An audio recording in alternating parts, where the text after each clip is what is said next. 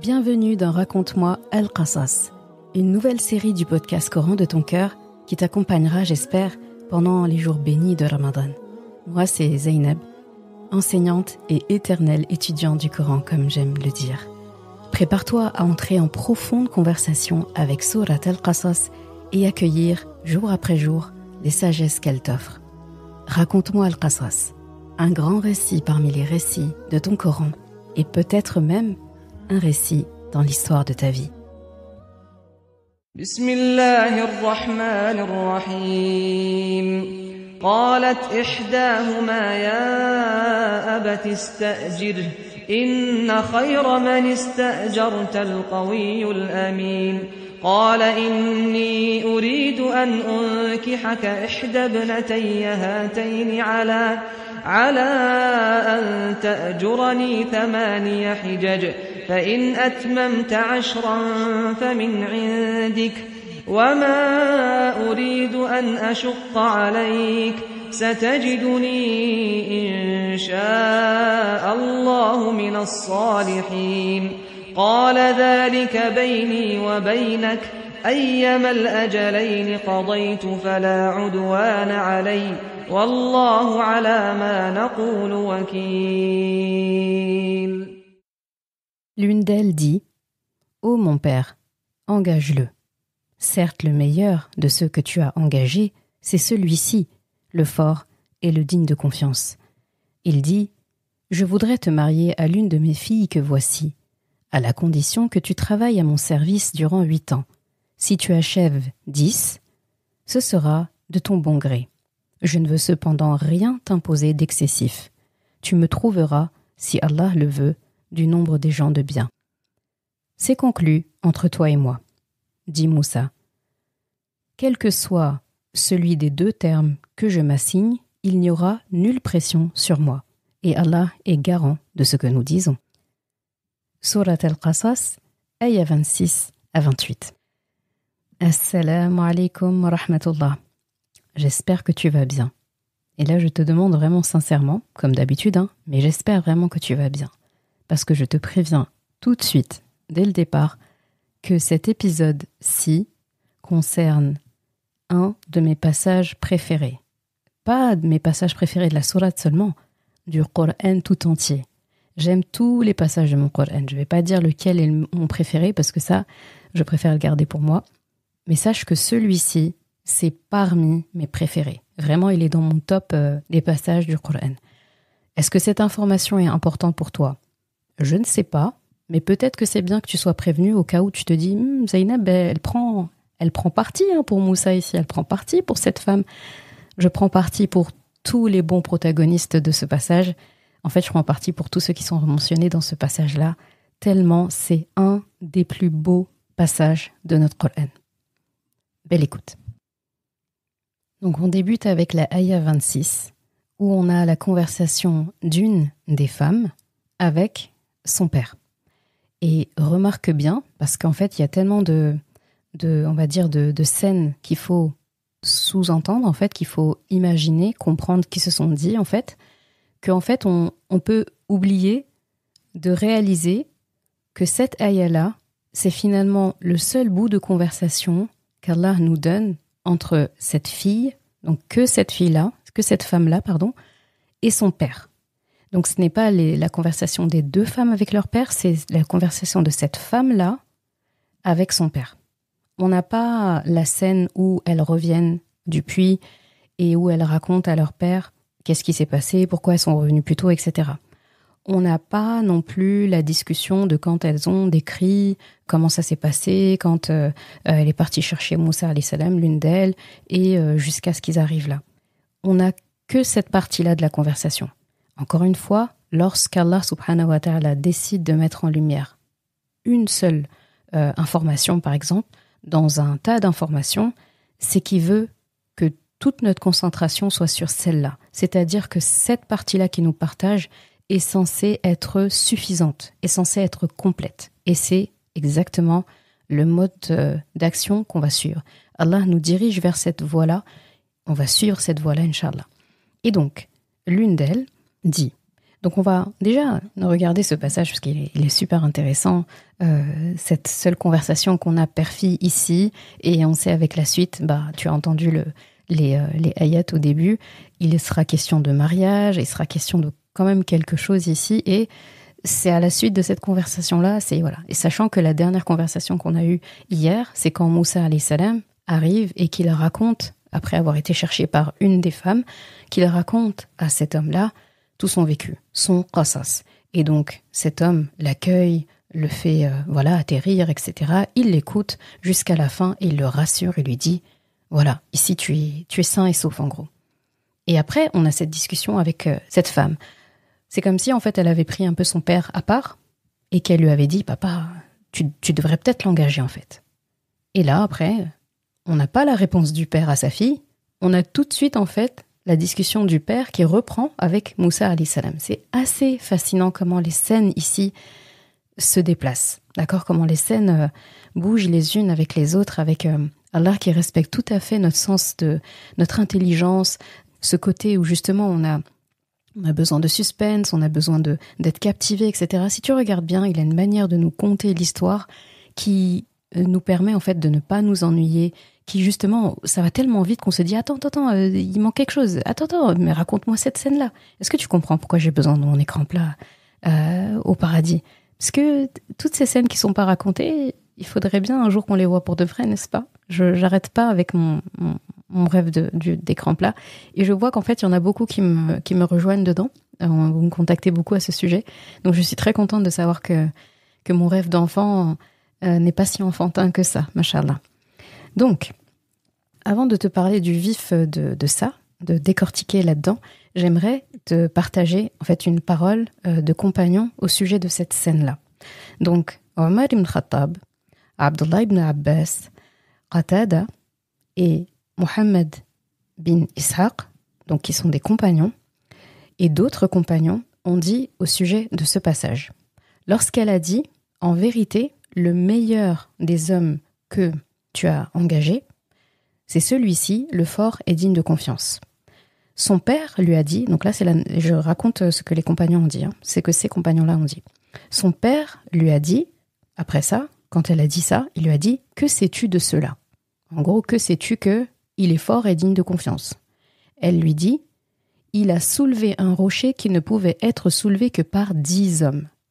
Et quand je suis revenue avec lui, donc là on comprend que la femme qui demande à son père d'engager Moussa alayhi salam est la même qui est allée le chercher.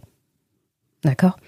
Donc elle dit, je continue, quand je suis revenue avec lui, j'ai marché d'abord devant lui, mais il m'a demandé de marcher derrière lui et que si jamais il ne comprenait pas l'itinéraire, alors que je lui lance un caillou à droite ou à gauche pour lui dire où aller. Et tu trouveras cette narration-là dans le tafsir de At-Tabari, qui est également une pointure parmi les mufassiroun, parmi les hommes du tafsir, les gens du tafsir. J'aime beaucoup cette narration-là parce que du coup, ça nous donne une explication. C'est ça qui est beau en fait, c'est que avec le tafsir, on a vraiment l'explication des ayats avec les versets du Coran qui s'expliquent les uns les autres. On a aussi la parole du prophète sallam parce qu'il y a beaucoup de passages du Coran où le prophète sallam a rajouté en fait finalement a éclairci des choses qu'on avait besoin de comprendre. Et on a également des fois la parole des compagnons qui ont entendu Rasulullah parler ou eux-mêmes en fait ont compris des choses de ce que Rasulullah nous avait expliqué que nous on n'aurait peut-être pas eu accès. Donc, parce que ce sont des fins, ces compagnons-là, en tout cas, qui sont experts du Coran, je pense à Abdullah ibn Mas'ud, ibn Abbas toujours, qui connaissaient très, très, très, très bien les textes. Et ce sont des gens pour qui Rasulullah a fait une dua, justement, spéciale pour cette compréhension-là, quand il dit « Allahumma faqihhu fi din wa allimhu ta'wil ». Donc, il a demandé à ce que Allah les rende érudits dans la jurisprudence, dans le fiqh, et leur apprenne vraiment l'interprétation. Donc, là, on les croit. C'est pour ça que j'aime énormément ces compagnons en termes d'exégèse du Coran. Ce sont mes compagnons préférés par rapport à ça parce que c'est toujours pertinent leur narration. Et donc, ici, on a des éléments par rapport à en fait, voilà la conversation qu'elle a avec son père. Donc son père lui a effectivement demandé, qu'en sais-tu? Qu'est-ce que t'en sais en fait? D'accord, tu veux que je l'engage, mais qu'est-ce que tu en sais en fait qu'il est fort et digne de confiance? Pourquoi tu dis ça? Et là, elle a décrit. Niveau force, il a montré qu'il était fort. Niveau de confiance, elle a parlé de ce passage-là. Elle aurait même pu rajouter, quand il est venu nous aider, il nous a pas demandé de salaire en échange. Il n'a pas cherché à engager la conversation avec nous. Là où il était seul avec moi, quand tu m'as fait confiance pour aller chercher, il était seul avec moi. Il aurait pu parler le plus haut temps. Il aurait pu me laisser marcher devant lui et il marche derrière moi. Il aurait pu voir mes atours, mes formes. Il aurait pu me regarder. Il aurait pu discuter. Il aurait pu faire ce qu'il voulait en fait. Qui m'aurait protégé de lui? S'il était, entre guillemets, mal intentionné. Bien sûr, là, ce n'est pas le cas. Mais il a été digne de confiance. C'est-à-dire, il n'a vraiment pas trahi ta confiance, toi qui es mon père, alors qu'il t'avait pas encore vu. Il a respecté cette amana, en fait. Je suis venue pour le chercher.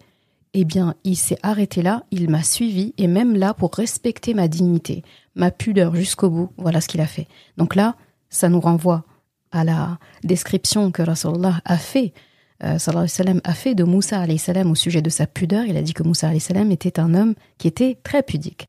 Pudique dans sa démarche, dans son comportement, et pudique aussi physiquement. C'est quelqu'un qui montrait très peu de son corps. On voyait son visage et tout, et il se couvrait complètement en fait, finalement. Il était plus couverte qu'une femme qui porte le hijab aujourd'hui. C'était sa personnalité.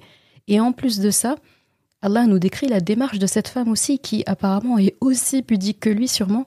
Et donc Moussa alayhi salam respecte sa personnalité en se comportant comme ça, en ne voulant pas justement la mettre dans la gêne, et il respecte sa personnalité, sa pudeur à elle. Cette scène, elle est vraiment très belle.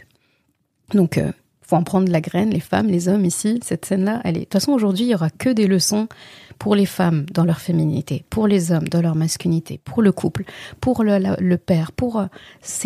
Non, aujourd'hui, on va se régaler, vraiment. Pour toute la sourate, en vrai, mais là vraiment... Excusez-moi, mais là, c'est un moment pour moi. Là, je savoure un de mes passages préférés. Il faut me suivre ou pas. Voilà, donc reprenons. Et une autre narration aussi qui est très intéressante, c'est Abdullah ibn Mas'ud qui le dit, radiyallahu anhu, un compagnon du prophète sallam, celui pour qui Rasulullah a fait cette dua-là aussi pour la science. Eh bien, il dit, parmi les gens, ceux qui ont eu le plus de discernement, parmi tous les gens qui ont pu exister dans l'histoire, étaient au nombre de 3. Abu Bakr, dans son intuition, à propos de Omar ibn Khattab. Donc Abu Bakr, le premier calife, après la mort de Rasulullah, quand il a choisi Omar ibn Khattab comme calife, eh bien, il a fait un excellent choix. Et Abdullah ibn Mas'ud dit son intuition, donc ça c'est le numéro 1. Le deuxième, le compagnon de Youssouf, quand il dit le compagnon de Youssouf, Sahibu Youssouf, ça veut dire... Là, ici, il fait référence à Al-Aziz, donc celui qui l'a recueilli. Al-Aziz, donc de Youssouf, quand il a dit « Akrimi mathwahu », donc quand il a parlé à sa femme en disant, en gros, mets-le dans de bonnes conditions. D'accord? Et la suite de la ayah, c'est « Asa an yanfa'ana aw nattakhidahu walada ». Donc, il pourrait nous être utile d'une quelconque façon, ou on pourrait aussi le prendre comme fils adoptif. Et la troisième personne, c'est, donc il dit « Et la compagne de Moussa », lorsqu'elle a dit « Oh mon père, engage-le. Certes, le meilleur de ceux que tu as engagés, c'est celui-ci, le fort et le digne de confiance. » C'est magnifique. C'est-à-dire que dans les 3 personnes où il dit que dans l'histoire, ils ont fait preuve du meilleur discernement, ils ont pris la meilleure décision, il y en a plein, hein, bien sûr. Mais pour montrer comment ceux-là, en fait, ont été vraiment... ont été très forts dans leur choix, eh bien, ce compagnon a mis en lumière ces 3 personnes-là. Abu Bakr as-Siddiq à propos du choix de Omar ibn Khattab comme calife après lui. Al-Aziz, quand il a dit à sa femme, mets-le dans de bonnes conditions. Effectivement, il savait qu'il avait quelqu'un de valeur avec lui. Bon, elle l'a pas vraiment respecté, mais en tout cas, il savait ce qu'il disait. Et la femme, l'épouse, donc la compagne, comme il le décrit, la compagne de Moussa alayhi salam, quand elle a dit à son père. Donc c'est très beau en fait que on mette en valeur ici la parole d'une fille à son père au sujet en fait du choix de qui employer. Et d'ailleurs, par rapport à cette ayah, avant de passer à la suivante, ça me fait te dire des choses très intéressantes au sujet de cette conversation. Ce qu'on comprend ici aussi, c'est que ce père écoute les conseils de sa fille en matière de travail, en matière d'entreprise, en matière de business, sur le point de vue professionnel. Il prend le conseil de plus petit que lui, de son propre enfant, qui plus est de sa fille. Et il n'a pas honte de le faire. Ensuite, cette femme-là, lorsqu'elle dit « engage-le », elle est lucide en fait. Là, on va prendre la partie vraiment technique. Elle dit quelque chose de logique. On a besoin de quelqu'un pour ce travail. Tu le vois bien en fait, on est obligé d'y aller, ma sœur et moi. Peut-être on sous-entend dans ce qu'elle a dit, parce que c'est conjugué au passé. Inna khayra man istajarta. Donc, parmi ceux que tu as déjà employés. Donc, on comprend qu'il a peut-être déjà dû faire l'expérience de personnes qu'il a employées, et ça s'est peut-être sûrement pas bien passé, ou bien il est arrivé quelque chose, la personne, je sais pas moi, elle est décédée, elle a voyagé, ou elle travaillait mal, etc. En tout état de cause, en tout cas, là, il n'y a pas d'employé. Donc, elle dit, le meilleur parmi ceux que tu as déjà employés, c'est ça, en fait, c'est celui-ci. El-Qawi, El-Amin. Et regarde ici, elle définit, en fait, c'est à la forme définie. On n'a pas dit Qawiyun Aminun. On a dit El-Qawiyu, El-Amin. Ça veut dire le fort et le digne de confiance. Elle aurait pu dire le meilleur de ceux que tu aurais pu employer, en gros, c'est quelqu'un de fort et quelqu'un de digne de confiance. Un fort et un digne de confiance. Mais là, elle dit le, comme pour dire c'est lui, en fait. C'est lui ton homme, en fait. C'est lui ton homme demain. Si tu passes à côté de lui, en gros, tu n'es même pas sûr de retrouver la même perle rare, quoi. Et tu as besoin d'un bras droit, papa. Et regarde ici comment elle parle. Elle dit « Ya abati ». C'est exactement la même façon dont Youssouf alayhi salam a parlé avec son père quand il dit « Ya abati inni ra'aytu ». Donc « Ya abati », on l'avait défini, hein, c'est pas seulement père, c'est pas papa, c'est « Oh mon bien-aimé père ». D'accord ? Sinon elle aurait dit « Ya abi ». Mais là elle a dit « Ya abati ». C'est un cran supérieur. On sent dans cette formulation qu'il y a un amour entre les deux, qu'il y a une bienveillance entre les deux, qu'il y a de l'affection, du respect mutuel entre les deux. D'accord ? Donc, regarde comment elle parle à son père. Là, limite, dans ce passage, j'ai envie de dire, ah, elle peut être sympa, elle, quand elle parle. Elle peut être aimante et affectueuse quand elle parle. Parce que jusqu'à présent, quand on entendait les filles, en tout cas, parler avec Moussa alayhi salam, ces femmes-là, c'était très direct, hein. C'était vraiment, voilà, on se mélange pas ces hommes, on attend qu'ils terminent d'abreuver leurs bêtes. Et puis, de toute façon, notre père est âgé, est très âgé. Et puis après, la deuxième fois qu'on entend l'une d'elles parler, c'est « Mon père t'appelle pour te récompenser pour ce que tu as abreuvé pour nous. » C'est tout, on n'a pas d'autres paroles. Il n'y a même pas « Ya Moussa », il n'y a pas « Oh homme », il n'y a pas mon frère, mon cher frère, « Oh homme courageux »,« Oh toi voyageur »,« Oh toi étranger ». C'est juste la phrase, c'est-à-dire elle ne nomme même pas. Il n'y a pas de « Hey toi » ou quoi, mais c'est juste « Est-ce que tu imagines quelqu'un qui vient parler à une autre personne et qui dit « Mon père t'appelle ».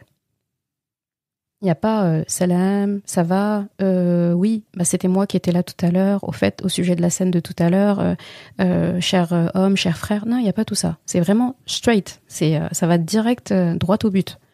C'est pas nonchalant. Elle a juste montré, en fait, sa personnalité. Et d'un autre côté, elle s'adresse à un homme qui n'est pas son mahram, etc. Elle se protège jusqu'au bout et elle montre ici aussi qu'elle se respecte. Donc, c'est sa personnalité. On l'apprécie comme ça, on admire et là, on commence à voir en fait la femme au contact de son père. Donc, on a une partie de sa personnalité qui se révèle. Elle est à l'aise avec son père, elle aime son père, il aime aussi sa fille vu qu'il suit son conseil, etc. Là, on commence en fait à s'attacher à ce personnage et à juste titre parce qu'en plus, elle va être la femme de notre héros. Donc, voilà, on apprécie. Donc, voilà, donc elle ouvre les yeux à son père en disant « on a besoin de quelqu'un, papa, on a besoin d'un bras droit. » Et imagine en plus si tu l'emploies, même vis-à-vis des autres, les autres verront en fait que personne ne va essayer de nous tourner autour. On aura même, quand on sait que dans une maison, il y a un homme, il y a quelqu'un qui travaille ici, etc. et tout, qui a demeure, en plus il a nulle part où aller, etc. Donc ça veut dire que là où il va travailler, c'est sûrement là où il va vivre, on va lui mettre... Voilà, il va avoir ses appartements ici. Bref, en tout cas, tu auras un homme de main. Il y aura quelqu'un pour prendre soin de ta maison, de tout ce qui est autour et tout, de ton travail. Quelque part, pour nous aussi, c'est un peu un bouclier. C'est comme un gardien aussi qui va nous servir. Donc là, quand tu entends ça, petit à petit, tu te dis, ouais, un homme étranger qui vit dans la maison, qui n'est pas marié à ces femmes-là. Ouais, quand même, hein. Et avant de passer au sous-entendu de cette demande-là, il y a aussi quelque chose de très bien. Ici, il y a un bon conseil professionnel, commercial, voilà, du point de vue entreprise, du point de vue entrepreneuriat, d'employeur, etc. Là, cette femme-là nous donne une belle leçon. Elle nous donne un bon outil pour employer la meilleure personne. 2 critères à rechercher qui sont très importants chez quelqu'un qui doit travailler pour toi. C'est quelqu'un qui est fort, donc compétent dans son domaine, d'accord ? Ici, c'était la force physique en l'occurrence, mais fort, d'accord ? Qui est vraiment compétent, et quelqu'un qui est digne de confiance. Parce qu'il y a plein de gens compétents sur Terre, hein. Il y en a plein. Mais une personne compétente, ça ne veut pas forcément dire quelqu'un de digne de confiance. Il y a des personnes, elles mentent, elles volent, elles trichent, elles nous laissent tomber dans les galères, mais ça n'empêche pas qu'elles sont compétentes. Et il faut pas seulement quelqu'un de digne de confiance, il faut quelqu'un aussi qui sache faire le travail. Donc en gros, ce qu'elle est en train de nous enseigner, à nous qui écoutons, si vous passez à côté de quelqu'un, en fait, si vous croisez quelqu'un qui combine ces 2 qualités-là, faut pas faire le capricieux, en fait. Faut prendre. Peut-être que cette opportunité-là ne se représentera pas. Donc on apprend de belles choses à travers cette femme-là, de très très belles leçons. Maintenant, regarde comment Allah subhanahu wa ta'ala parle d'elle aussi. Il dit « Qalat ihdahuma » l'une d'elles. Donc on comprend, l'une d'elles, il parle des 2 femmes, il a déjà parlé des 2 femmes. Il reprend encore depuis le début, d'accord ? Quand il dit « imra'ataini » quand il parlait à côté du point d'eau, 2 femmes. Depuis, à chaque fois, il va plus les renommer comme 2 femmes, il va dire soit elles ont parlé, quand elles ont parlé à Moussa, d'une même voix en disant « on va pas s'approcher de ces hommes-là, notre père est âgé ». Après, à chaque fois qu'il va parler d'elles, il va dire l'une d'elles. Sous-entendu, vous qui écoutez, vous qui lisez le Qasas, vous savez de qui je parle. Vous savez que je parle d'une de ces femmes-là qui étaient à côté du puits, c'est les mêmes depuis le début, il n'y en a pas de nouvelles. Mais regarde, il ne nous a pas dit laquelle des 2 c'était. On n'arrive pas à savoir est-ce que la femme qui est partie chercher Moussa alayhi salam suite à la demande de son père pour qu'il puisse le récompenser, on ne sait pas si c'est la même femme qui s'est mariée avec Moussa alayhi salam. On pourrait dire, si, c'est logique, mais non. C'est pas forcément logique, ça aurait pu être la sœur, en fait, qui parle pour sa sœur, par exemple, ça aurait pu être une des sœurs qui dit à son père, mais engage-le. Et sous-entendu, ce serait bien, en fait, que tu le maries à ma sœur. D'accord ? Ça aurait pu être aussi l'inverse. Celle qui est partie chercher Moussa alayhi salam, qui a vu aussi les qualités de Moussa alayhi salam, qui dit à son père, engage-le à son service, qui se retrouve être aussi celle qui va l'épouser. On n'a pas ces informations-là. Ni dans le Coran, ni dans la Sunna. Donc, nous, on va se tenir à ce qu'Allah nous a demandé. On va respecter, en fait, finalement, le choix d'Allah de ne pas nous avoir donné ces détails-là. Et tu vas voir que c'est très, très beau ici. Allah protège sa dignité. Il a décrit cette femme comme étant une femme qui marche avec pudeur, avec élégance, avec confiance, qui est digne. Eh bien, Allah est cohérent dans le Coran. Il n'y a pas d'ambiguïté. Donc, s'il décrit cette qualité chez elle, il la respecte aussi. Donc, par respect pour sa dignité, alors qu'il n'y aurait pas de mal à ce qu'on sache que c'est qui. Mais tu vas voir la subtilité, en fait. Il ne décline pas son identité. Il dit pas c'est laquelle des 2. Parce qu'on aurait pu se dire, ah oui, non, c'est celle qui est partie le chercher. Ah bah oui, sur le trajet, ils ont dû discuter, ou bien elle l'a vu, elle l'a regardé, parce que c'est elle qui était derrière Moussa alayhi salam, elle l'a regardé, etc. Et après, elle a dit à son père, ouais, j'ai envie de me marier avec lui, etc. Ou sous-entendu, bien sûr. Non, en fait, on peut pas deviner. Allah nous a écarté la possibilité d'avoir la certitude de c'est elle ou c'est pas elle. Déjà parce que l'information n'est pas utile par rapport aux leçons qu'on doit apprendre. Et ensuite, c'est pour nous enseigner aussi une leçon. Là, c'est une belle méditation ici, c'est respecter la dignité des gens. N'essayez pas de savoir. Respectez la pudeur des gens. Il n'y a pas besoin de connaître toutes les informations. Surtout ici, où c'est plus sensible, on va dire. Et ce qu'on retient aussi, ici, je pense que tu as commencé à le deviner. En plus, j'avais déjà évoqué ça dans un épisode. Donc ce passage, je l'aime tellement. Donc forcément, j'en ai parlé à un moment donné. C'est sûr que j'aurais dû en parler soit dans ma lettre du vendredi, ma newsletter du vendredi. Je me rappelle avoir déjà parlé de ça. De cette demande en mariage si élégante et si subtile. J'en ai déjà parlé aussi dans un épisode de podcast, celui... ah oui, je vais te mettre un épisode de podcast à réécouter dans les notes de l'épisode, et c'était dans Ramadan de naissance, et ça s'appelle « Le premier homme de sa vie ». Et ça parle de ce passage-là. Donc, très très belle référence, donc faut pas hésiter en tout cas à revoir ça. Et donc, pareil, un autre épisode que tu seras amené à réécouter, c'est l'épisode « Le vrai but du mariage » où je parle justement du fait de chercher la paix dans le mariage. Une des choses en fait qui est utile de chercher dans un mariage, et c'est la définition de la paix.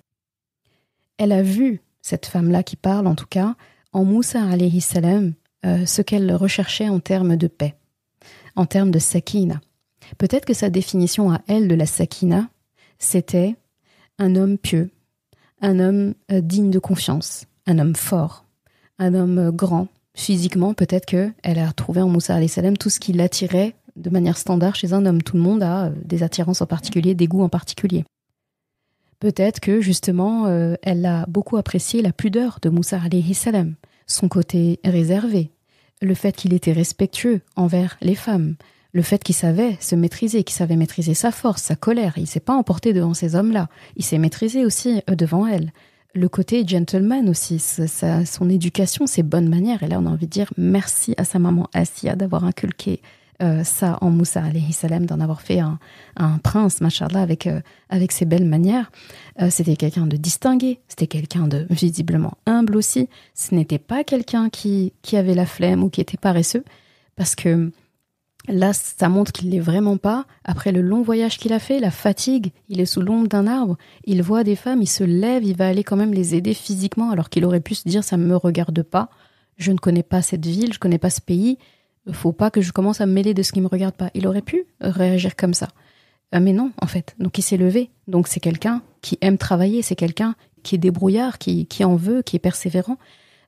C'est quelqu'un du coup qui aime servir les autres, donc il saura être au service de sa famille. C'est quelqu'un qui n'est pas égoïste, il a fait passer le bien-être de ces femmes-là avant sa propre fatigue.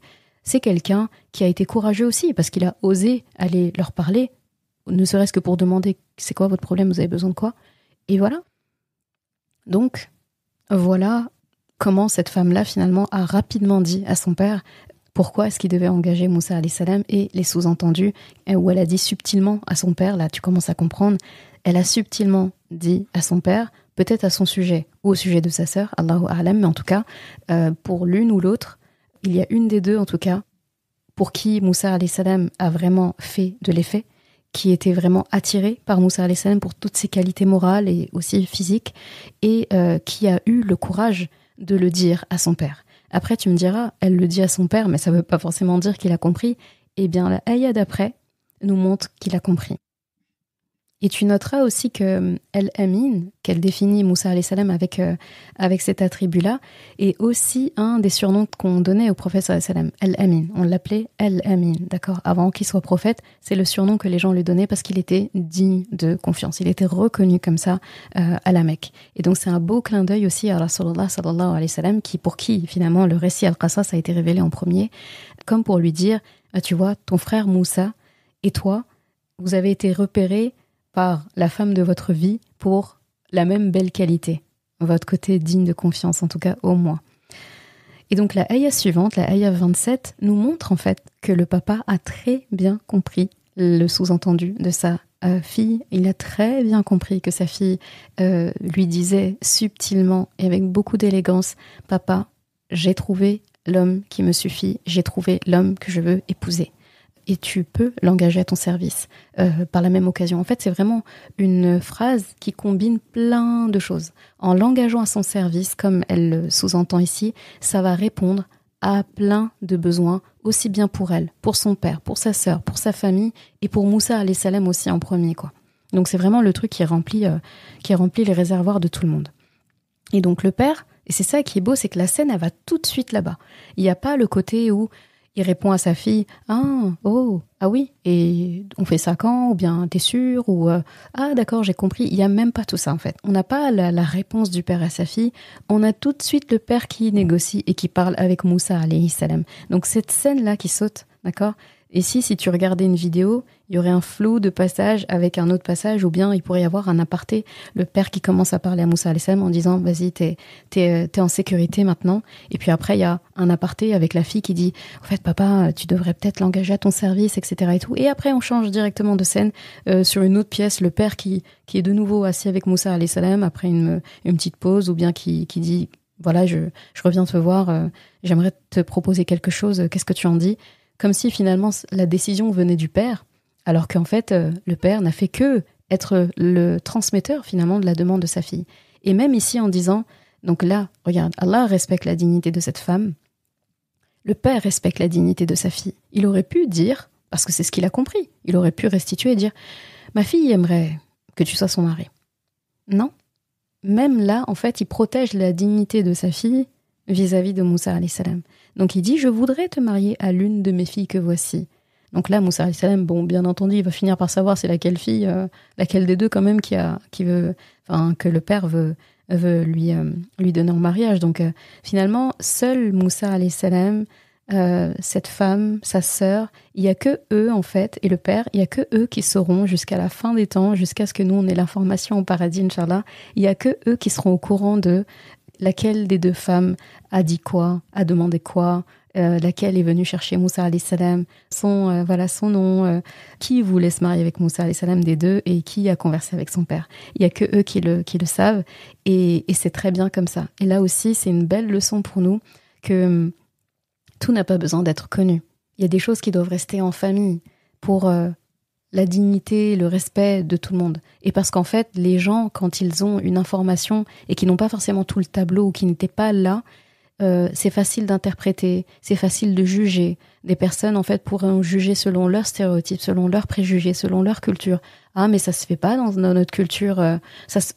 Ils diront même pas dans notre culture. Ça se fait pas pour une femme de demander en mariage à un homme, mais vous imaginez, mais c'est grave, etc.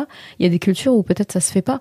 Ici, tu vas voir que dans ce passage-là, Allah, il se positionne comme celui qui pulvérise tellement de tabous, mais tellement de tabous. J'espère qu'après l'écoute de cet épisode-là, tout le monde comprendra, en tout cas tous ceux qui l'auront écouté comprendront que faut qu'on arrête, qu'on arrête avec les tabous. Fallait déjà qu'on arrête avec tout ce qui est stéréotypes, préjugés. Faut qu'on arrête avec le fait de juger les gens sur leurs sentiments et de dire à quelqu'un, par exemple, oh, t'es triste, tawakkul ala Allah, tu connais, ta foi en Allah, elle est pas assez forte. Oui, va dire ça à la mère de Moussa alayhi salam, va dire ça à Yaqub alayhi salam qui a perdu la vue à force de pleurer, va lui dire qu'il a pas tawakkul ala Allah, va lui dire qu'il croit pas Allah, va lui dire que son iman est manquant et qu'il doit un peu plus craindre Allah et se soumettre à lui. Cette sourate vient casser beaucoup de tabous. Au-delà d'être une merveilleuse histoire, elle vient briser beaucoup de tabous. Elle vient remettre beaucoup de points sur des i, beaucoup de barres sur des t, tout en étant élégant, tout en étant très belle à écouter comme histoire. Et là, le passage qu'il y a ici, c'est un des passages... si tu cherches le côté romantique en termes de famille, etc., romantique dans le sens très sain du terme, bien sûr, eh bien là, tu as un passage qui te sert tout à fait dans ce domaine et il faut le lire en tant que tel. Et donc ici, le fait qu'on ne sache pas laquelle des filles a demandé et le fait qu'Allah subhanahu wa ta'ala fasse que ce père-là parle pour lui-même, en fait, dit « Je voudrais te marier à une de mes filles ». C'est moi, en fait, qui te fais la demande. Il ne parle pas pour sa fille, là.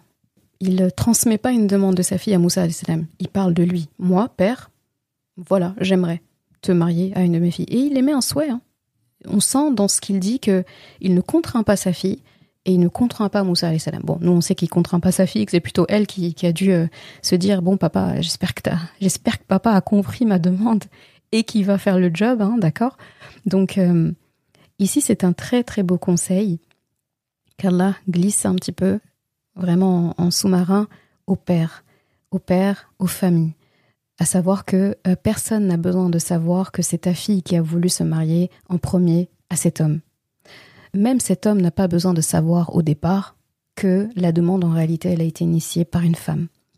C'est pas tabou si c'est le cas, mais encore une fois, la personnalité d'une femme et d'un homme n'est pas pareille. Le haya, l'istihya, la pudeur naturelle qui est chez une femme est pas exactement la même qu'un homme. Et ça, ce n'est pas un tabou. Allah respecte la personnalité, respecte la nature innée qu'il a mis lui chez une femme. C'est lui qui a fait d'elle qu'elle a cette pudeur naturelle. Donc jusqu'au bout, en fait, il la protège par rapport à ça, il lui donne les outils, en fait, pour pouvoir driver ça. Et ici, on assiste aussi à un autre exemple d'un homme qawwam avec les femmes. On a le cas d'un homme qawwam avec sa femme, on a le cas d'un homme qawwam avec sa famille, avec les femmes d'une autre famille, les femmes de la société, comme Moussa alayhi salam. Et là, on a le cas, ici, d'un homme avec sa fille. Et ici, c'est la seule femme de sa famille, à lui, cet homme, qui le regarde comme le premier homme de sa vie. Et ici, on apprend comment le premier homme de la vie d'une jeune femme peut aider justement cette femme qui est sa fille bien-aimée à trouver le père de ses futurs enfants à elle. Donc à trouver le père qui va être un jour, lui, le premier homme dans la vie de ses filles si elle en a plus tard. Est-ce que tu vois la subtilité? Et ici, ce qu'il faut voir aussi, c'est que notre Coran terrasse par un gros chaos technique, un tabou qu'il y a dans nos cultures. En fait, quand t'es parent, il faut que tu te dises que ton métier de parent, quand tu deviens parent, à partir du moment où tu deviens parent, c'est de prendre soin de ton enfant. Depuis qu'il est petit, jusqu'à ce qu'il vole de ses propres ailes. Et tu dois donc tout lui donner pour qu'il soit lui aussi compétent un jour pour pouvoir prendre soin de ses propres enfants. En l'occurrence, tes petits-enfants un jour. Et à quel point tu aimes tes petits-enfants? Tu les aimes au point de mettre des bâtons dans les roues à ta fille quand elle essaie de te faire savoir qu'elle a trouvé quelqu'un de bien? Ou qu'elle trouvera quelqu'un de bien si ta fille, que si tu sois un homme ou une femme, que ta fille... Ah oui, parce que des fois, c'est les femmes qui sont virulentes, hein, des fois, c'est même pas les papas. Mais que ta fille, un jour, est intéressée par quelqu'un, elle a le courage de te le faire savoir. Et donc, qu'est-ce que ça te coûte, en fait, d'étudier le cas? Dans tous les cas, tu apprendras quelque chose. Si ça se passe ou que ça se passe pas, tu vas apprendre quelque chose. Tu vas forcément apprendre dans cette histoire ce que ta fille aime vraiment chez quelqu'un, ce que ta fille ne veut absolument pas chez quelqu'un. Tu vas apprendre également sa manière de voir les hommes, la vision qu'elle a des hommes. Est-ce que la vision qu'elle a des hommes est saine? Est-ce qu'elle a peur d'eux? Est-ce qu'elle leur fait confiance? Est-ce que, quand je dis elle leur fait confiance, pas à ces hommes-là en particulier, mais à l'homme, au masculin en tant que tel, tu apprends tout ça en fait de ta fille dans le process de pourparler du mariage. Donc, que ça se passe ou que ça se passe pas, tu apprends des choses. Parce qu'il y a des choses de notre enfant qu'on apprendra que quand la situation se présente. Comment tu vas savoir comment ton enfant gère un stress, par exemple le stress d'un examen, s'il a jamais été confronté à ça? Comment tu sais comment ton enfant réagit lorsqu'il est en conflit avec quelqu'un, si tu l'as pas vu en conflit avec quelqu'un qui n'est pas ni son frère ni sa sœur, quand c'est quelqu'un étranger à la maison? Et comment, en fait, tu vas savoir comment ton enfant se débrouille dans des pourparlers pour un mariage si tu vois pas ton enfant à l'œuvre, en fait? Donc, en fait, en tant que père, en tant que mère aussi, en tant que parent, tu ne perds absolument rien, en fait, à faire suivre une affaire, à donner une suite, en fait, à une demande, à un besoin de ta fille, surtout ta fille ici, parce que là, c'est ça qui est en lumière ici, c'est la fille, d'accord? Mais tu peux aussi, ça c'est quelque chose qu'un enseignant m'avait dit, pour compléter ça, il avait dit, mais par contre, un père, en fait, ou une mère, il peut perdre sa fille tout en la gardant injustement à côté de lui, en fait. Parce que peut-être qu'elle va rester à côté de lui, peut-être qu'il a refusé, en fait, qu'elle se marie avec un homme de son choix, qui était quelqu'un de bien, en plus, on parle vraiment de quelqu'un de bien. Ou bien il lui a dit non, mais arbitrairement, même si c'était pas quelqu'un de bien pour elle, mais sans qu'elle puisse savoir pourquoi. Et bien effectivement, elle va rester à côté de son père jusqu'à peut-être trouver quelqu'un du choix de son père ou du choix de quelqu'un d'autre, je ne sais pas. Et en attendant, en fait, il perd une partie de sa fille, au moins sur le point de vue émotionnel. Et ça coûte plus cher. Hein. Donc vraiment, facilitons le mariage de nos enfants, de nos jeunes autour de nous. Comme dans Surat An-Nur, وَأَنْكِحُوا الْأَيَامَ مِنْكُمْ وَالصَّالِحِينَ مِنْ عِبَادِكُمْ. Donc facilitez, mariez les jeunes parmi vous, les pieux parmi vous. Arrêtez en fait de mettre des bâtons dans les roues aux gens, surtout si leur choix porte sur des gens bien. Cet homme pieux a vu Moussa alayhi salam, il a vu chez Moussa alayhi salam ce qu'Allah lui a montré. Il a vu un homme salih, un homme pieux, un homme fort, digne de confiance, avec de bonnes manières, qui sait se remettre en question. Dans la manière dont il raconte Al-Qasas, il n'a pas hésité à dire qu'il avait tué un homme, il n'a pas caché la vérité. C'est un homme courageux qu'il a vu, un homme pudique, un homme beau aussi, pour dire les choses. Appelons un chat. Tous les prophètes étaient des hommes extrêmement beaux. Il a vu aussi chez Moussa alayhi salam un qawwam, tout simplement. Donc il n'a pas retenu de son physique sa couleur de peau qui était peut-être différente de la sienne, parce qu'ils n'étaient pas du tout de la même région, de la même tribu. Il n'a pas retenu de lui qu'il a grandi dans la même maison qu'un tyran, ou bien qu'il a tué un homme, ou bien qu'il a fui sa sentence, parce que quelqu'un qui est recherché pour mort, il fuit en fait un verdict qui n'était pas encore tombé, mais il s'en va. Il n'a pas vu de lui qu'il n'avait pas de travail, qu'il n'avait pas de maison, qu'il n'avait pas de famille avec lui, avec qui négocier, d'accord ? Il n'a pas regardé les biens matériels de Moussa alayhi salam. Il a plutôt vu Moussa alayhi salam comme le bien, comme le khayr lui-même. En fait, il a vu Moussa alayhi salam comme le diamant. Il n'a pas regardé ce que Moussa alayhi salam avait dans ses mains, un diamant, matériellement. Il a vu Moussa alayhi salam comme le diamant. Moussa alayhi salam allait devenir son gendre, son homme de main, son fils aussi quelque part. C'est comme un fils, un gendre. Son confident, quelqu'un avec qui il va pouvoir parler, des discussions d'homme à homme qu'il va enfin pouvoir avoir. Celui qui lui permettra aussi d'avoir des petits-enfants, parce que sa fille va enfin avoir un époux. Et plus tard, il ne le sait pas, en fait, il va être au contact d'un futur prophète. Un adversaire qui va être un grand adversaire de taille plus tard pour Pharaon. Quelqu'un qui va sauver tout un peuple de l'esclavage. Un héritier digne d'Ibrahim alayhi salam. C'est ça qui l'a fait entrer dans sa maison, en fait, en l'engageant à son service et en le faisant rentrer dans sa famille. Et tout ça, si tu regardes bien aussi, c'est un très très beau clin d'œil au prophète sallallahu alayhi wa sallam par rapport à son mariage avec Khadija radiyallahu anha. Elle aussi a vu les qualités de Rasulullah sallallahu alayhi wa sallam, alors elle a envoyé son amie. Elle n'est pas allée directement. Elle aussi, en fait, il y avait un rapport de travail entre eux. Mohammed sallallahu alayhi wa sallam travaillait à son service, tout comme Moussa alayhi salam va travailler au service de cet homme. Et regarde, c'est comme si on disait « Regarde Mohammed ».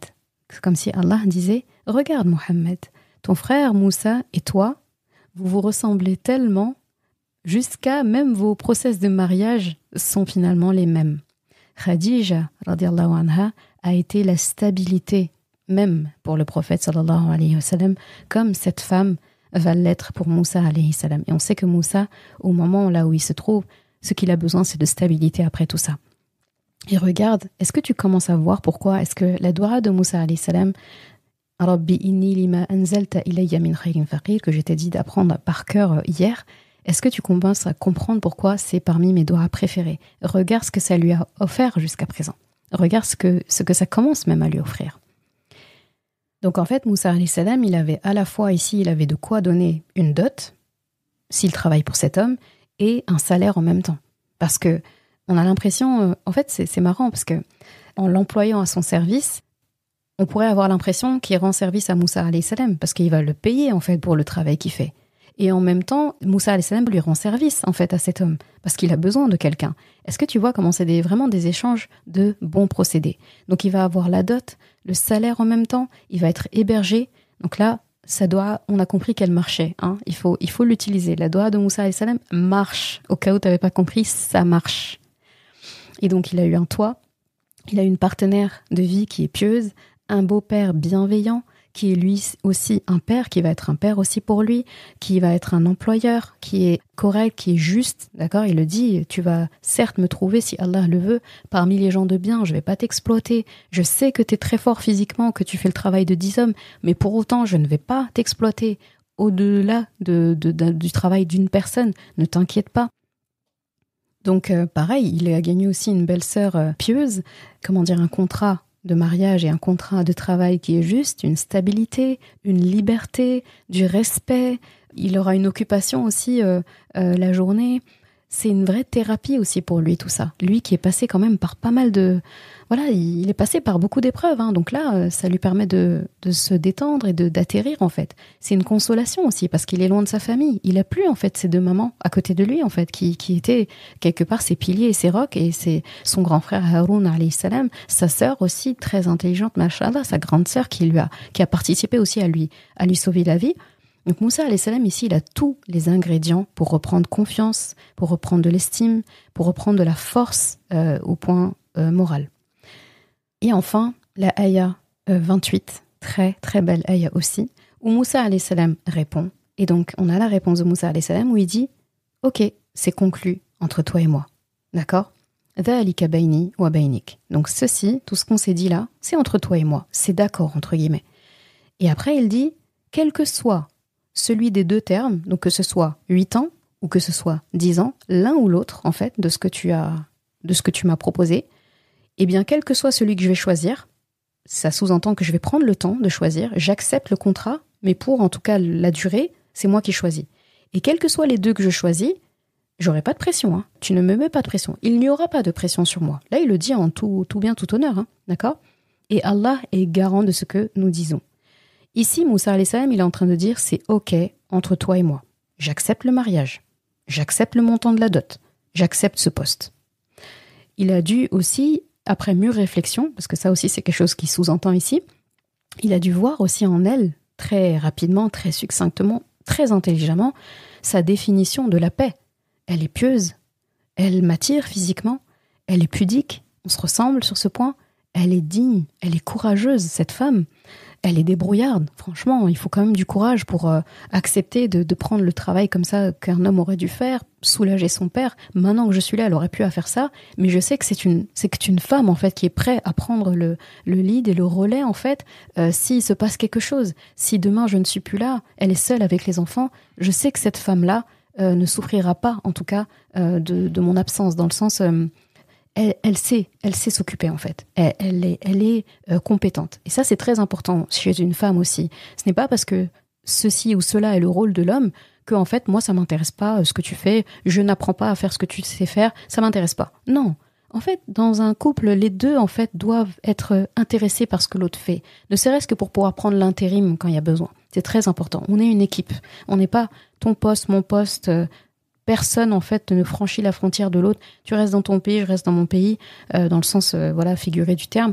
Non. En fait, c'est important que les deux regardent les rôles les uns des autres. Et donc, elle est franche aussi. Elle dit ce qu'elle veut, en fait. Elle sait ce qu'elle veut. Et les hommes, vous pourrez témoigner, les hommes aiment les femmes qui savent ce qu'elles veulent, qui sont pas là à dire oui, non, faut que je devine tout le temps ce qu'elle veut, etc. Elle, quand elle veut quelque chose, elle le dit. Ça m'arrange. J'aime pas trop parler, j'aime pas blablater pendant 100 ans. Et elle sait ce qu'elle veut. C'est quelqu'un aussi qui est à l'écoute.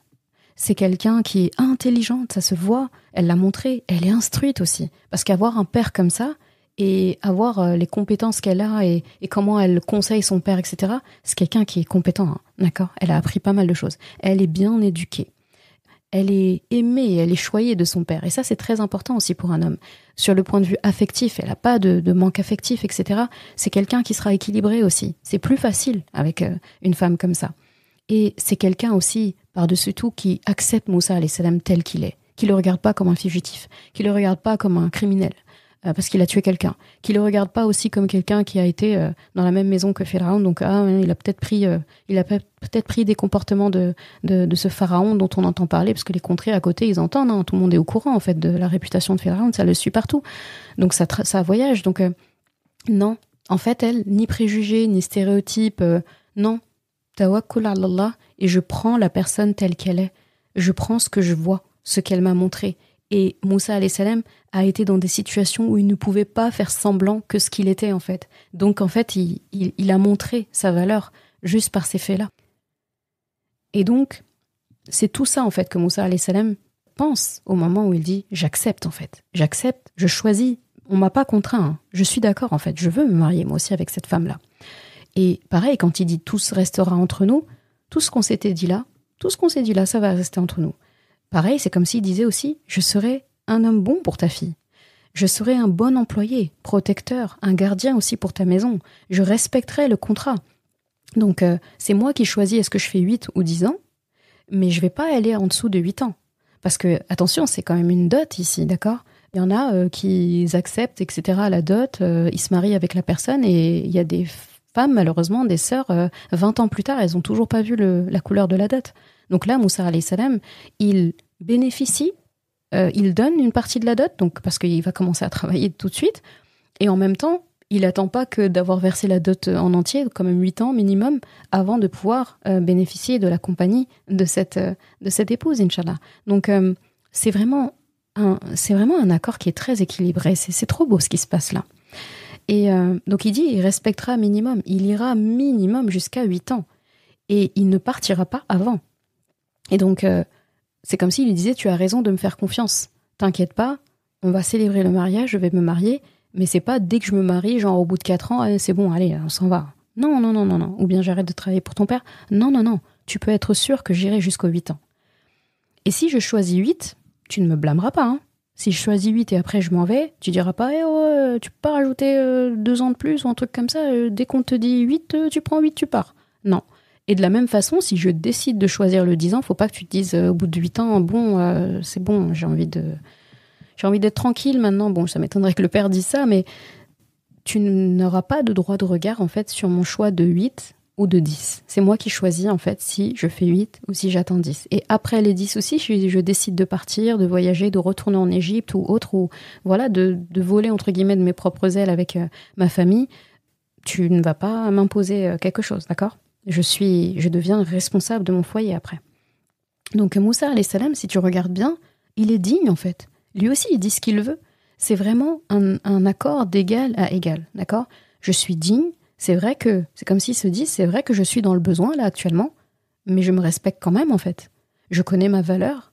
Je sais aussi que tu as besoin de moi. Et de la même façon, toi aussi tu te respectes et tu respectes ta fille. Chacun a quelque chose à donner. Chacun peut recevoir aussi quelque chose. En restant une équipe, ici tout le monde est gagnant. Et à la fin, on rapporte tout à Allah. Wallahu ala ma naqul wakil. C'est-à-dire, à la fin, c'est Allah qui décide.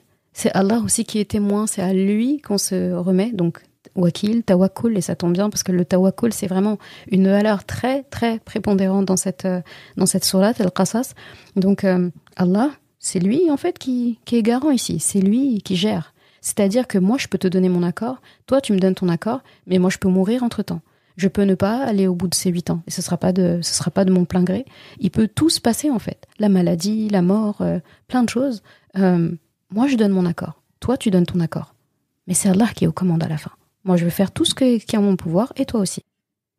Et je ne sais pas, en fait, finalement, si Moussa alayhi salam aura fait 8 ans ou 10 ans, parce que dans la ayah qu'on verra demain, on dit juste, et quand Moussa a fait le temps, Allah ne précise pas 8 ou 10, et là aussi, je trouve ça très beau qu'il ne le précise pas, que ce soit 8 ou 10. Je crois qu'il y a des narrations qui disent que c'est plutôt 10. La plupart des narrations disent 10, mais on n'a pas...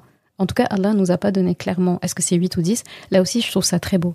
Parce que s'il avait dit que Moussa alayhi salam a finalement choisi 8 ans, eh bien, ça pourrait être une règle, en fait, pour les hommes ou les beaux-pères de dire ah, mais le mieux, c'est de choisir le plus court des deux, c'est 8 ans.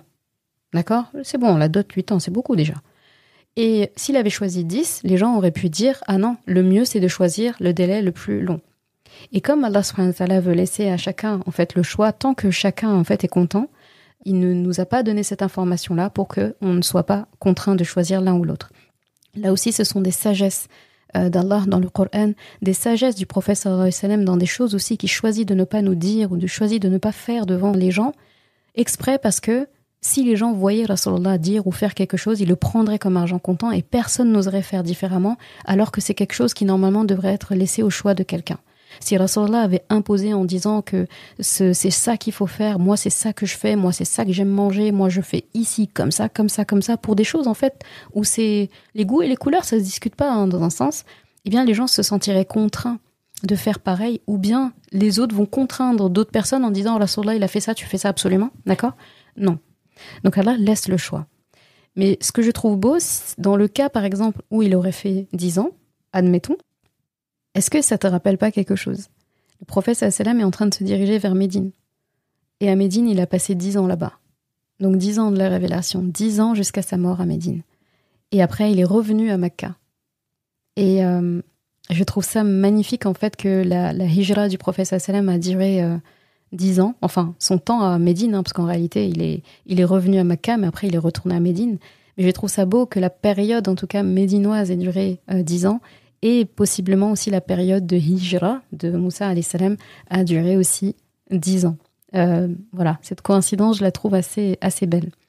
Et tu noteras que c'est le seul endroit du Coran où il y a un contrat de mariage qui est clairement négocié ici. Ici, on a une négociation de contrat de mariage. Et donc, pour le seul passage où on parle d'un contrat de mariage qui est négocié, eh bien, Allah choisit de nous partager la discussion entre l'homme qui veut se marier et le père de la fille qui veut se marier. Il n'a pas choisi la discussion entre le marié, le futur marié et la future mariée. Parce que aussi, à un moment donné, ils discutent quand même pour se mettre d'accord. Il aurait pu capturer ça. Parce que ce sont des discussions qu'il doit y avoir. Sûrement, Moussa alayhi salam, il a discuté avec elle aussi. Parce que il faut quand même se parler à un moment donné. Il n'a pas capturé la discussion de la femme avec sa mère. En gros, les discussions qu'elle n'ose pas avoir avec son père, ou bien les négociations, la salle, le truc, quel montant de dot tu lui demandes, etc. Il n'a pas capturé la discussion de l'homme avec son meilleur ami à lui. Ouais, qu'est-ce que tu penses, etc. Non. Il n'a pas capturé la discussion de cette femme avec sa sœur aussi. Allah a partager la discussion entre le marié, le futur marié, et son futur beau-père. Il a subtilement partagé aussi le souhait de cette femme de se marier pour bien montrer en fait qu'elle n'a pas été contrainte et que ça a été son choix à elle. Parce qu'imagine juste qu'il n'y aurait pas eu ce passage-là. Ça aurait pu être complet, on aurait pu comprendre que le père il a discuté avec sa fille par exemple, mais ça n'aurait pas été clair. Donc Allah parle de ça parce que cette scène elle est très importante. Mais pour autant il la lance subtilement, sans vraiment nous dire elle a dit à son père je veux me marier avec lui.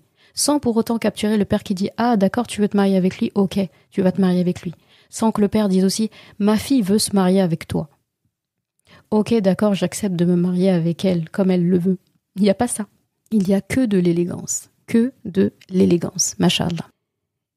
Et donc, Allah a choisi de consigner ici, parce que c'est la discussion la plus importante pour nous, après celle du père avec sa fille, c'est celle des deux personnes qui sont indispensables pour qu'un mariage ait lieu. L'homme qui veut se marier et l'homme qui est le protecteur, le qawwam, le premier qawwam de la femme qui va se marier. Parce que c'est ces deux-là à la fin, en fait, qui font le contrat. Il y a plusieurs sagesses dans ce passage. Déjà, le fait que c'est très important pour nous, musulmans, parents, et aussi enfants, pour ceux qui veulent se marier, par exemple, qui sont sur le pas de se marier, il faut impliquer assez tôt le mahram. Les hommes, soyez aussi courageux, soyez sérieux. On ne s'éternise pas dans les pourparlers et dans les discussions avec la fille d'autrui sans que son père, son frère, son oncle soient au courant et donnent son accord. Et les pères, soyez à l'écoute de vos enfants et aidez-les. Demandez à connaître l'heureux élu dans le cœur de votre fille, par exemple. Demandez en fait à jouer le jeu en fait. Ok, tu vois que ta fille elle est intéressée par quelqu'un. Ils ont rien fait de mal. Ils discutent sainement. L'homme commence à s'approcher de toi, etc. Mais facilite la tâche. Si tu commences déjà à entendre ta fille qui a le courage de venir te dire écoute, il y a quelqu'un que j'ai vu, etc. Je suis pas encore très sûre de mon choix, etc. Mais j'ai vu ça, il est dans mon association, ou je l'ai vu ici, ou bien il est dans mon école, ou je sais pas. Et elle a le courage de venir parler avec son père parce qu'ils ont une relation saine, etc. Le père qui est intelligent, il joue le jeu. Ah d'accord, il va dire tu sais où est-ce qu'il aime manger, dans quelle mosquée il aime prier, où il travaille, etc. Comme ça, je vais juste aller voir de moi-même en fait. Qu'est-ce que ça vous coûte, les hommes? Faut faire preuve de créativité. Si, en fait, faut se mettre à la place de cet homme-là. Le jour où vous vouliez vous marier avec quelqu'un, vous avez fait la croix et la bannière pour vous marier. Vous avez essayé d'investiguer sur cette femme-là. Vous avez approché son frère, vous avez approché ses amis, vous avez essayé de comprendre, vous avez essayé d'apparaître vraiment sous votre meilleur jour auprès du père. Imaginez si on vous avait mis des bâtons dans les roues comme ça. Donc, jouez le jeu, en fait. Montrez à ce jeune, allez, vas-y, moi aussi je suis passée par là. Allez, je te facilite la tâche. Qu'est-ce que ça vous coûte? Ça va vous coûter quoi? Donc, les pères, soyez à l'écoute de vos enfants. Et facilitez la tâche. C'est très important. Le mariage est un édifice tellement important dans notre société aujourd'hui que si on rend les choses difficiles à la racine, il ne faut pas s'étonner après d'avoir des enfants qui sont brisés, qui manquent de confiance en eux, qui manquent d'estime en eux, qui connaissent pas leurs valeurs, qui vont se marier avec des gens après qui sont toxiques, qui leur correspondent absolument pas, ou bien qui vont être en dépendance affective, des femmes qui sont avec des hommes qui sont eux-mêmes brisés, etc. Aujourd'hui, ce qui se crée, ce qui se voit dans notre société, et surtout musulmane, c'est désolant en fait. C'est désolant et en fait, si on regarde bien, dans notre haine, il y avait la formule, hein. Il y avait tous les conseils, il y avait vraiment le mode d'emploi pour en fait avoir une famille équilibrée et saine, des enfants sains qui eux aussi sauront bien choisir qui prendre. Là, on a vraiment le prémisse. Surat Al-Qasas, elle vient raconter la base de beaucoup de choses. Elle vient raconter le début de la vie de Moussa alayhi salam qu'on a nulle part dans le Coran en détail. Et cette partie-là de sa vie aussi, son contact avec certaines femmes de sa famille, son mariage, tu verras ce passage nulle part dans le Coran. Sa petite enfance comme ça, tu le verras pas non plus.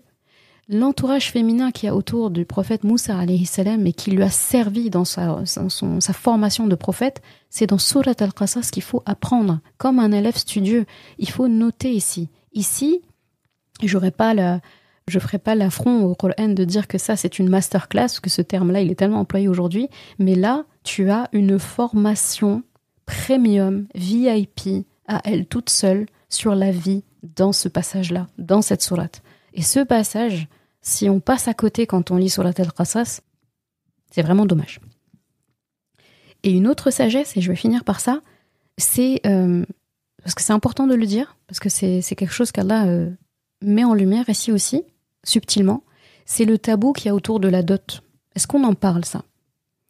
La dot, en fait, ici, il le présente comme une simple discussion. Il en fait pas toute une affaire. Ici, c'est une discussion très, très, très simple qu'il fait.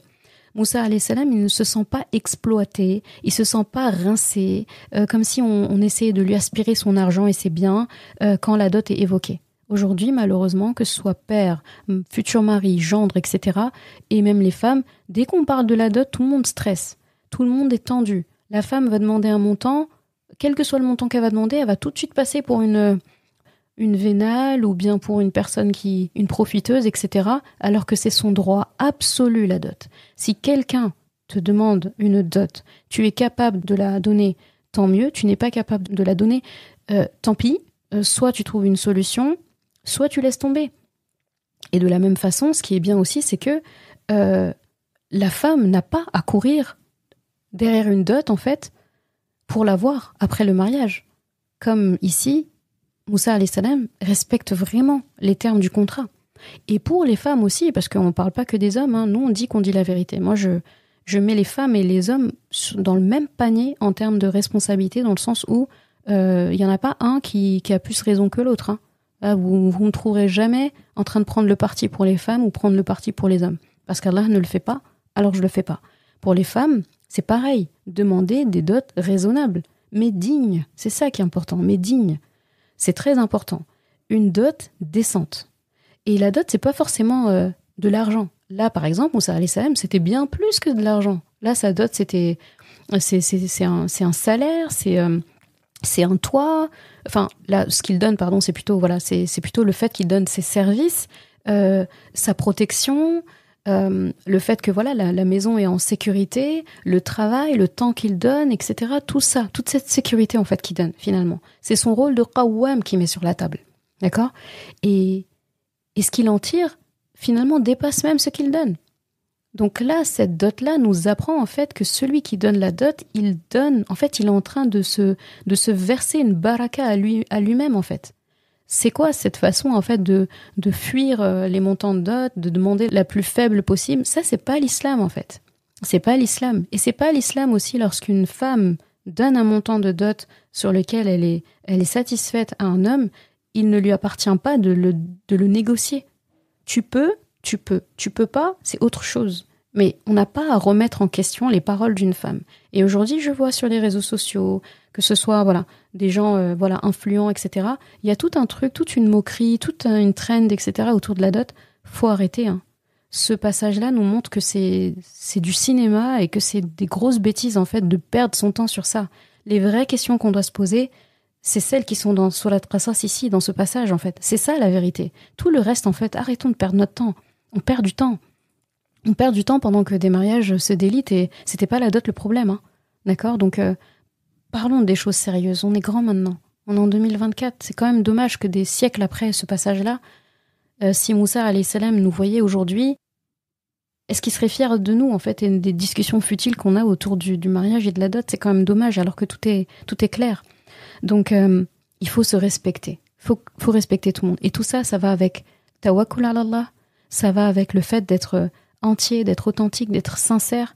Si je crains Allah, si j'ai envie de satisfaire Allah et de le rendre fier, eh bien je sais ce que j'ai à faire. Et c'est tout ce que ce passage nous enseigne. Il était long ce passage. Je suis très contente d'avoir partagé avec toi un de mes passages préférés du Coran.